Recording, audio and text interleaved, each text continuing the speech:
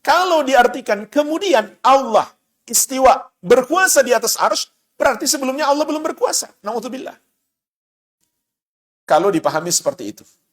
Jadi, harus dipahami seperti zahirnya, sebelumnya Allah belum beristiwa di atas arsy, kemudian Allah istiwa di atas arsy. Sebelum maupun sesudah Allah di atas arsy, Allah tetap berkuasa di atas arsy. Kemudian lanjutan ayat, yughshil lailan nahara yatlubuhu hathitha. Dialah yang memasukkan malam ke dalam siang, yang mengikutinya dengan cepat. Dialah yang mengatur peredaran waktu malam dan siang.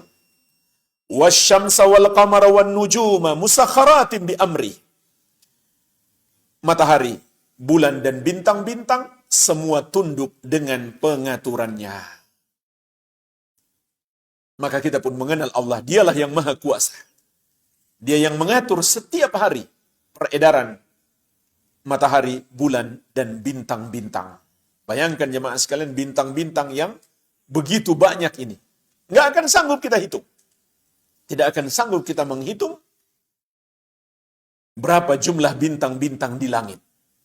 Semuanya tunduk di bawah pengaturan Allah Subhanahu wa Ta'ala. Matahari yang begitu besar, bulan yang begitu besar, matahari yang sangat panas, tunduk di bawah pengaturan Allah Subhanahu wa Ta'ala. Menunjukkan agungnya kekuasaan Allah Tabaraka wa Ta'ala. Ala lahul khalqu wal amru.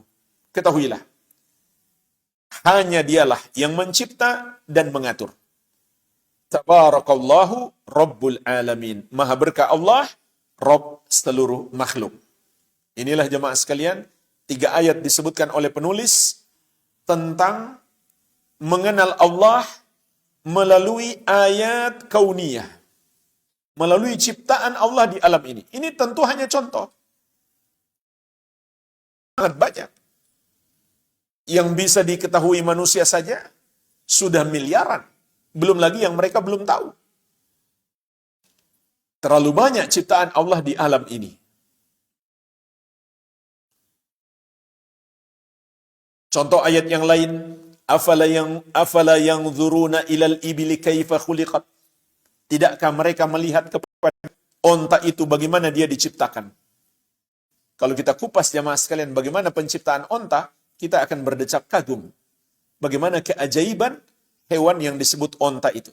Belum hewan-hewan yang lain. Dan dulu ada seorang ilmuwan,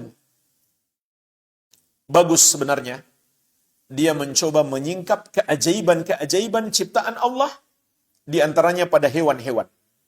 Luar biasa dia rinci keajaiban penciptaan Allah. Tapi dia hanya berpegang kepada itu, tidak belajar ilmu syariat, tidak pula belajar kepada para ulama. Pada akhirnya dia tersesat. Dan bahkan dia membuat sebuah sekte sesat yang berakhir di penjara. Dipenjara oleh pemerintah Turki. Karena dia sudah buat semacam kerajaan sendiri. Kemudian dapat laporan-laporan juga dari pengikut-pengikutnya. Aneh-aneh yang sudah dia buat. Padahal awalnya bagus. Tapi kalau dia cuma berpegang dengan itu saja, tanpa belajar ilmu syariat, tanpa belajar kepada cukup. Wa ilas sama'i kaifa rufi'at. Tidakkah mereka melihat kepada langit, bagaimana langit itu ditinggikan? Wa ilal jibali kaifa nusibat. Dan kepada gunung-gunung. Tidakkah mereka melihat bagaimana gunung-gunung itu ditegakkan? Wa ilal ardi kaifa sutihat. Dan tidakkah mereka melihat pada bumi bagaimana dihamparkan? Masih banyak lagi ayat-ayat dan hadis yang berbicara tentang keajaiban makhluk, maupun yang bisa kita saksikan setiap hari.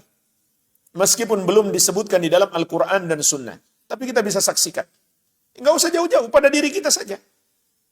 Bagaimana Allah menciptakan jantung kita, yang memompa darah ke seluruh tubuh kita, mengalirnya darah pada urat-urat di tubuh kita. Bagaimana Allah menciptakan mata, hidung, telinga kita, mulut kita. Ini semuanya adalah keagungan dan kebesaran Allah Subhanahu